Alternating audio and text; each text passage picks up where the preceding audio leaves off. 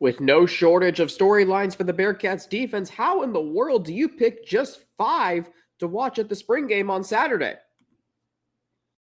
Our Locked On Bearcats, your daily podcast on the Cincinnati Bearcats, part of the Locked On Podcast Network, your team every day.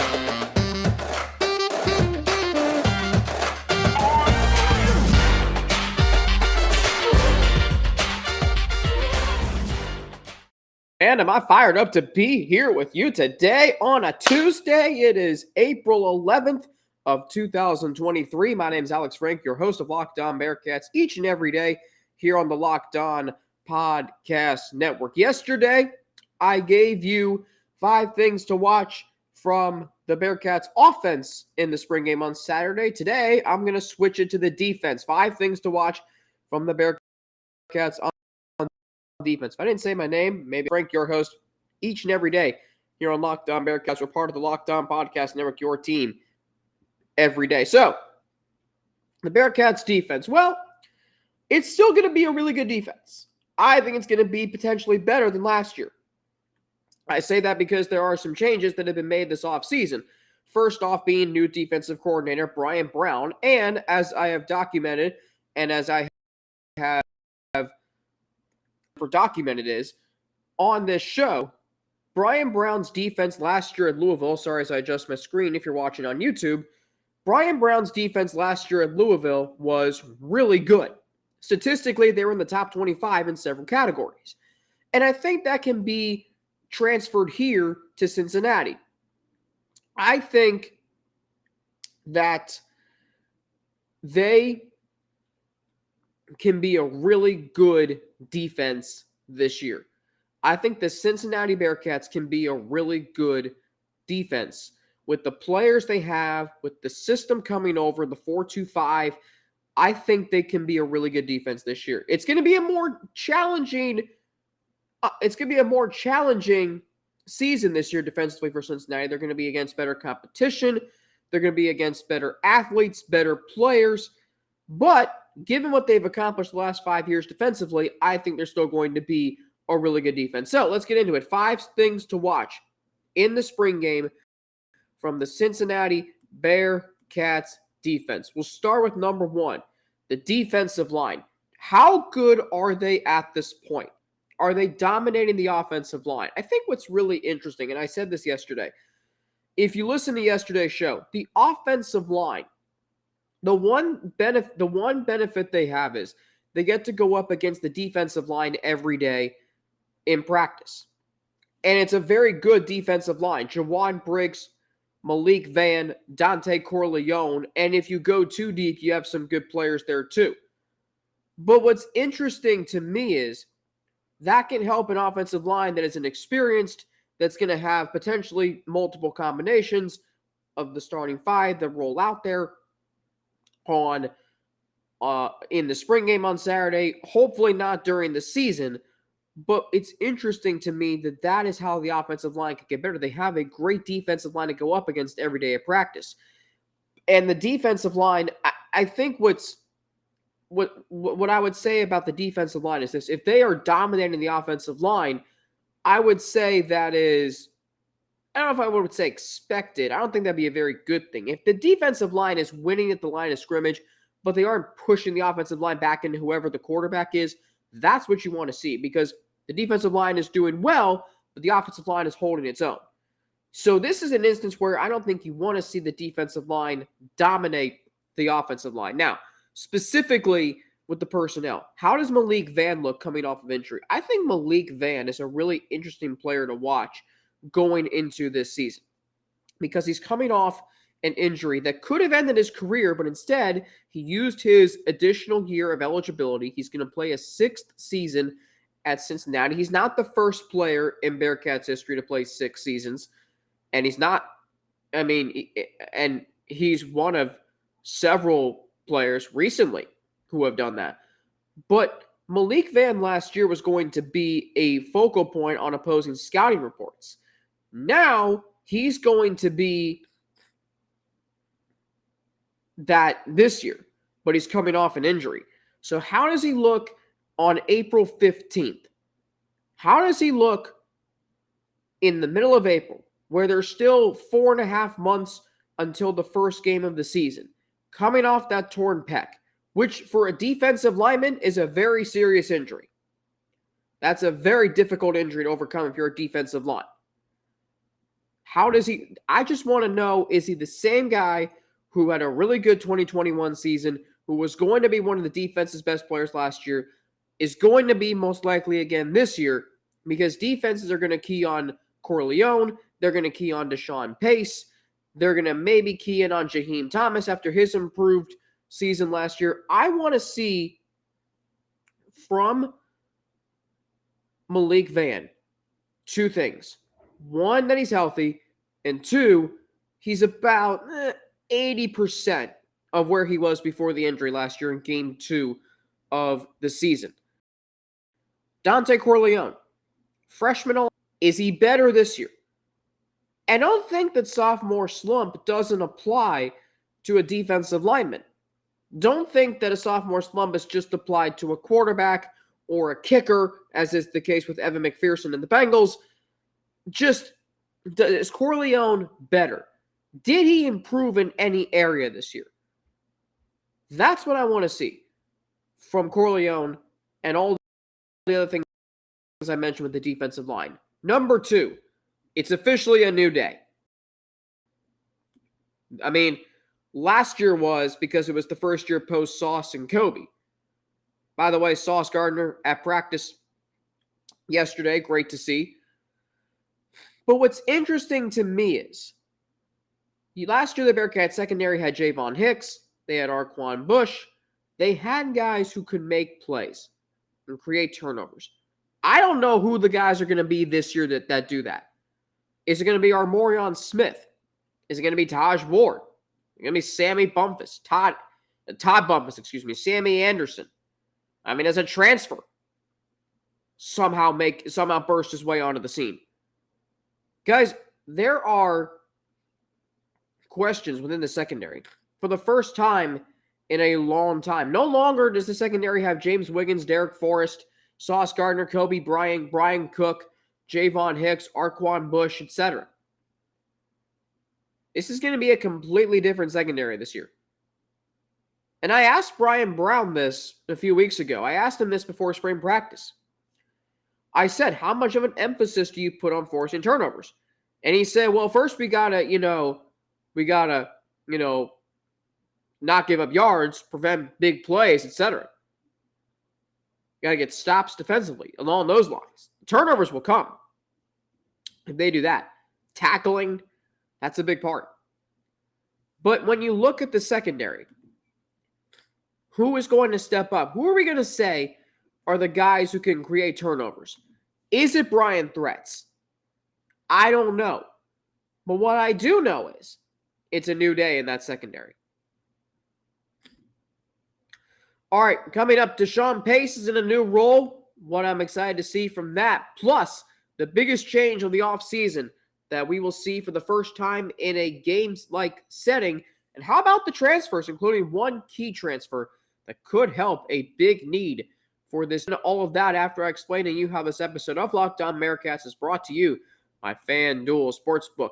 Grand slams, no-hitters, and double plays are back, and there's no better place to get in on the MLB action than FanDuel, America's #1 sportsbook. That's because right now new customers can step up to the plate with a no-sweat first bet up to $1,000. Just go to FanDuel.com/lockedon, sign up, place your first betting up to $1,000 back in bonus bets if you don't win. So don't miss your chance to get a no-sweat first bet up to $1,000 when you join FanDuel today. Just go to FanDuel.com/lockedon to sign up. FanDuel, an official partner of Major League Baseball.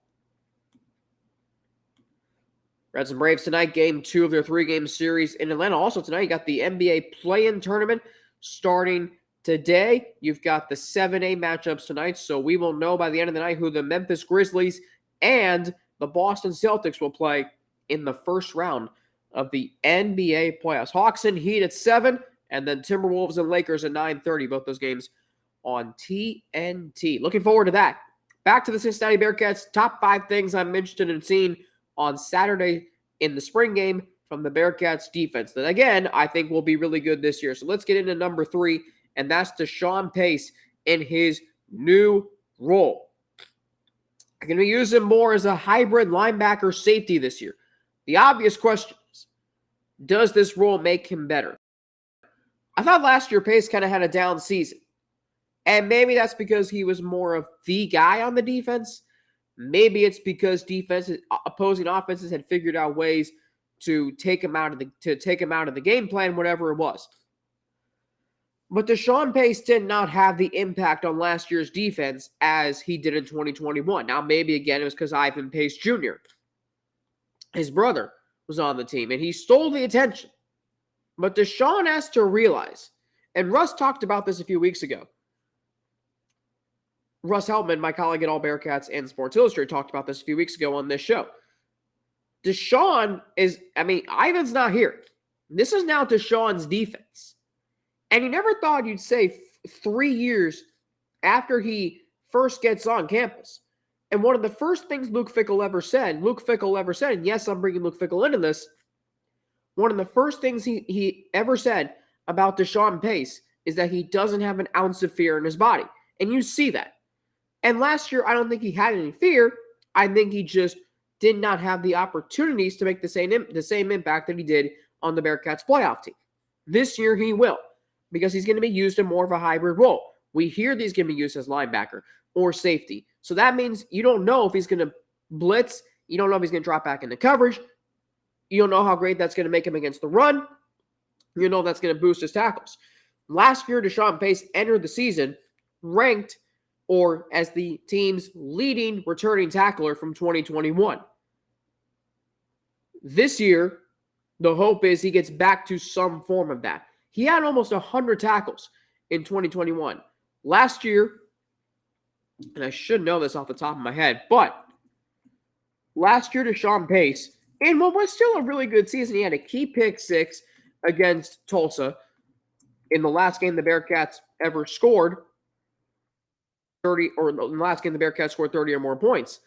But Deshawn Pace last year had 62 tackles, 31 solo, 31 assists. He had 1 pick, and that was the pick 6. He had 1 pass defended. Last year, that should not happen. Last year, Deshawn Pace had 2021, he had 95 tackles, 4 picks, 2 passes defended, half a sack. If he can get there, 95 tackles, 4 picks, that's where you want him to be. Now, the other thing that I'm interested in seeing on Saturday is, and really throughout the season, how much does he boost his stock this season for the NFL draft? Because this could be his last season. I mean, he's played 3 seasons already, sparingly in 2020, more so the last 2 years. But this could be his last year. Number 4. The number 4 thing I want to see on Saturday. How is the defense against the run? Because this, to me, is going to be the biggest change for the defense. Going from a 3-3-5 to a 4-2-5. What this means is you have more bodies up front and fewer gaps. The 3-3-5 was good. It worked. But, man, when you saw teams like Tulane, UCF, Arkansas, Alabama, Tulsa, all those teams run the football.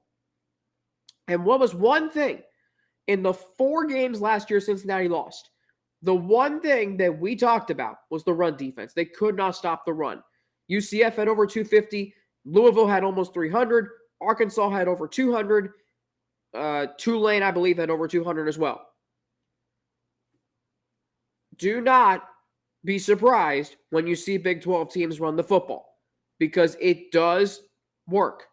It does win games, and it wins championships. Kansas State won the Big 12 championship on the backs of Deuce Vaughn and a good defense.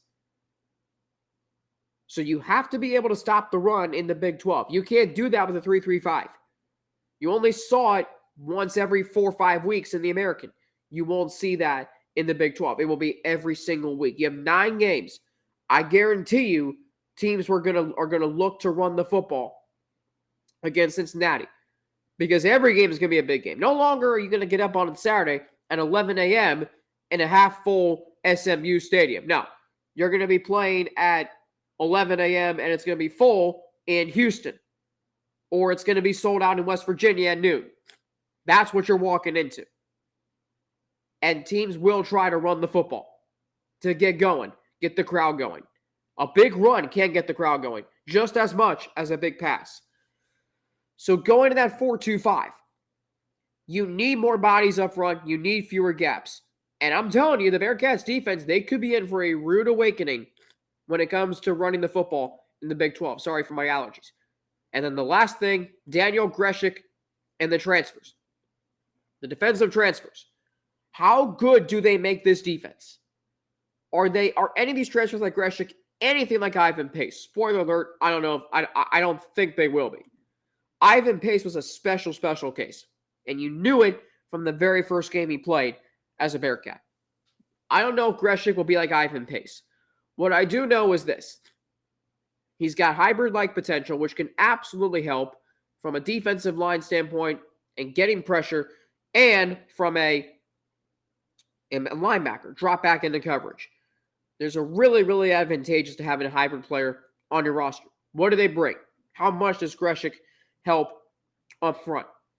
So, the 5 things again that I want to see. The defensive line, the secondary, Deshawn Pace in his new role, the defense against the run, and Daniel Greshik and the transfers and the impact they will have on this year's team. Coming up, remember that initiative, Class of the League? Well, I'm going to assess if the Bearcats really were that in their 10 years in the American Athletic Conference. We'll do that coming up. So, for anyone who follows Bill Cook, former colleague of mine, still remains a good friend of mine to this day, formerly of GoBearcats.com, I believe he is retired. But he used to write for GoBearcats.com. He wrote for the Cincinnati Enquirer. He wrote for the Cincinnati Post. I mean, he's been everywhere. He is one of the best sports writers of the last 30 years in this city. Nowadays, if you're on Facebook and you follow Bill Cook on Facebook, it's not every day he does this, but on some days, if not most days, he will post his account of a historic event in Cincinnati Bearcats football or men's basketball history. In fact, he did so on Sunday. He did so, what was it? So this would be, he did so on April the 4th. He did so on April 2nd. But there was one of the days where this was March 9th. So this was one day before the Bearcats played Temple in the quarterfinals of the AAC tournament. And so Bill Cook asked this question: were the Bearcats the class of the league in the American? Well, 10 years passed, football and basketball. So here we go. Were they the class of the league? Now, first off, I remember that initiative. I thought Mike Bone did a lot of really good things for Cincinnati in the athletic department. I thought he boosted its stock. He boosted its credibility. He boosted its validity on the national scene in terms of getting it to the Power 5 level, which was where this team and program wanted to be after conference realignment in 2013-14. Louisville got their day. Cincinnati had to wait a little bit. They're finally getting it. I thought the class of the league was, I'll put it to you this way. I understood it. But it was one of those where every time I would hear it or see it, I would say, well, duh, we should be.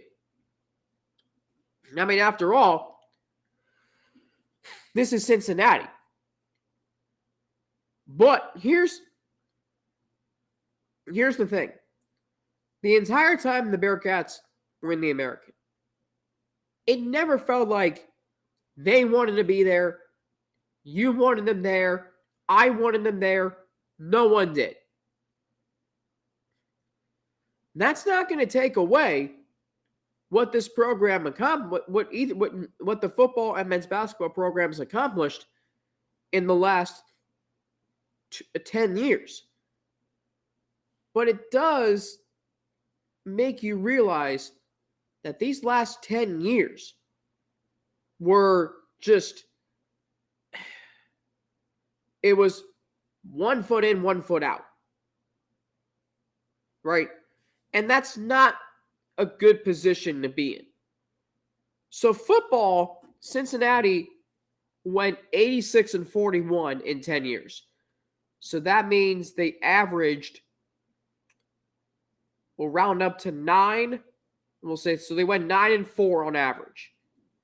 For football, and given where it was at the start, I would say that's good. Given where the program is now, what they've accomplished over the last 5 years, you might say that should be better. You're fair to say that. 53-25 in conference play.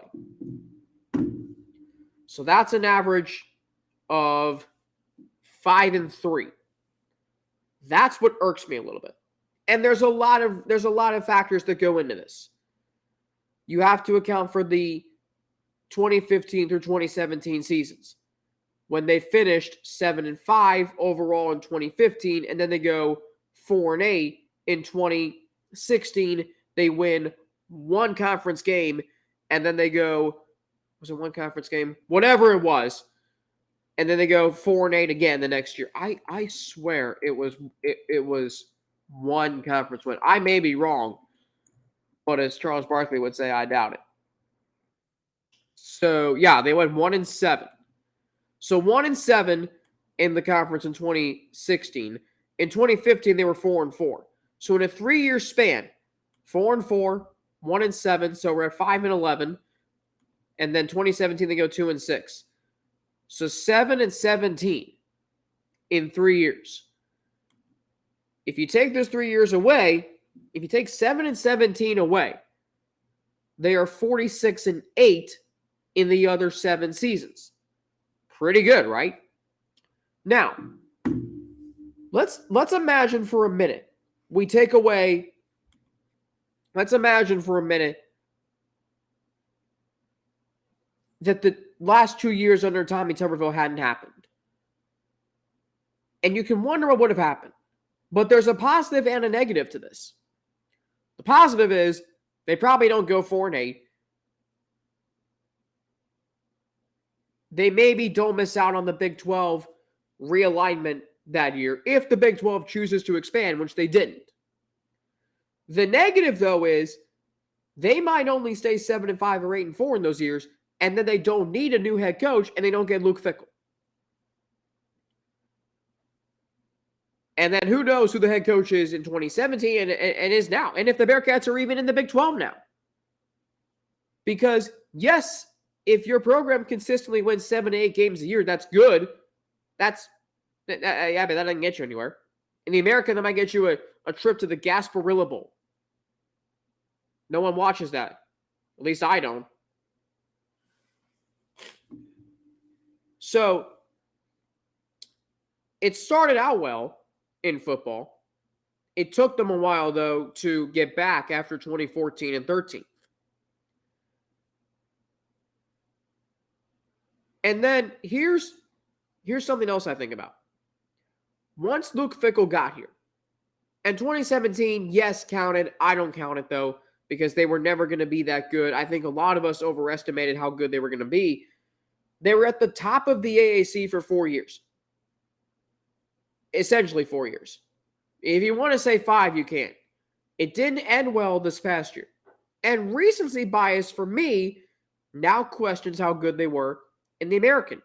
Yes, they won 3 championships. Yes, they won 2 conference championship games. They played for a 4th conference championship in 2019. They should have won that game. But considering that UCF also won 3 conference championships, considering Houston and Memphis each also won a conference championship. Actually, Houston won 2. Temple even won a conference championship. Tulane won a conference championship. And then they ultimately won their New Year's Six bowl game against USC. you do realize the Bearcats' bowl game record in the American was, ready for this, 2-6. Again, great in the regular season, not so great in the postseason, outside of 2 years. And they should have won that Peach Bowl. So were they really that dominant? Sure, they reached the college football playoff. But again, recency bias and how it ended. And I said last year, you can't go into the Big 12 coming off a season where you don't win the conference championship or at least play for one. They didn't even play for one. Home game winning streak ended. Everything ended. Luke Fickell era, everything.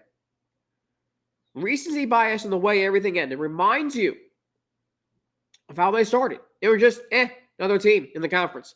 And now they're going to the Big 12? Well, yeah, there's question marks. All right, let's go to basketball.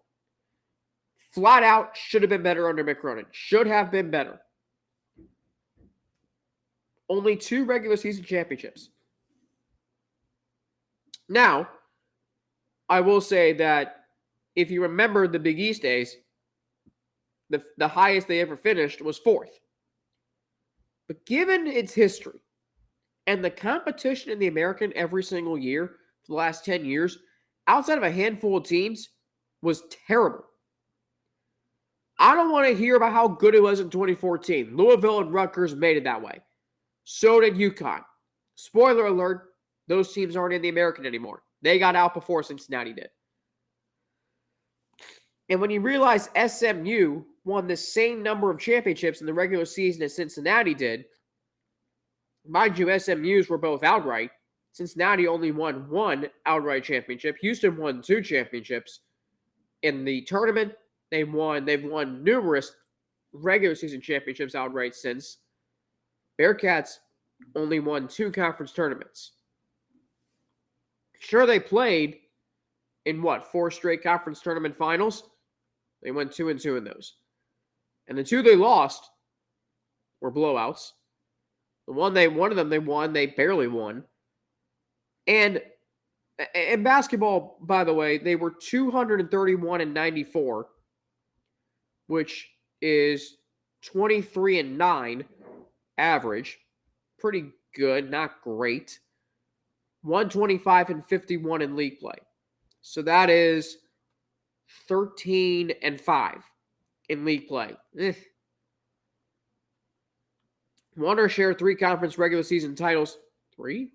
Oh, I forgot about 2020. Excuse me. I knew there was another one in there. Won 2 conference tournament championships and appeared in 6 NCAA tournaments. Obviously, those are the last 6 years under Mick Cronin. But I think about this. And this was really after 2018, the bad losses they had. UCF was in 2017 on the road. They also lost to them at home in 2020.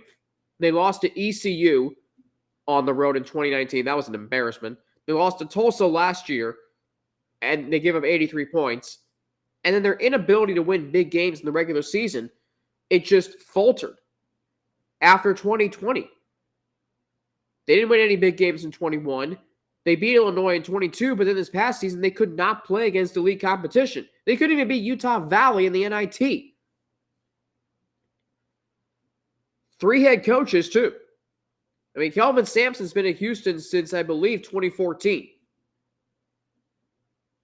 I mean, they have stability. The Bearcats have had 3 head coaches in the last 5 years alone.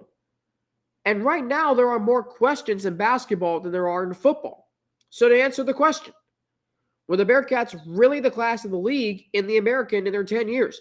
I'm not going to say they were not, but I'm also not going to say that they were, yes. And now you're going to the Big 12.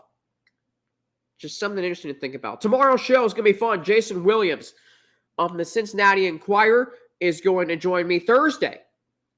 The state of the program of the Cincinnati Bearcats football program as we head into the spring game. Later that afternoon, Russ Heltman will join me for a live room. That's going to do it for me on today. It is April 11th, 2023. National Day Planner of Significance. It is National Pet Day, so go enjoy a great day with your pets.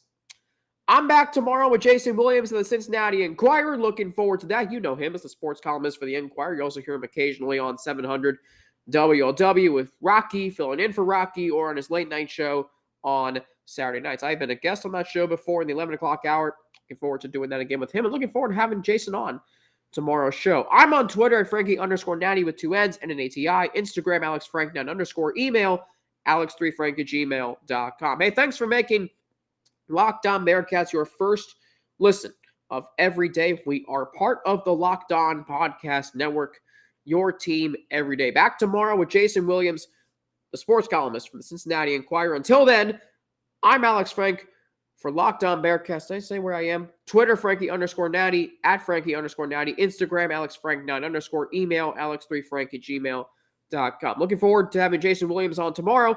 Until then, have a great rest of your day. I'm Alex Frank for Locked On Bearcats. Have a great rest of your day, and I'll be back tomorrow right here on Locked On Bearcats.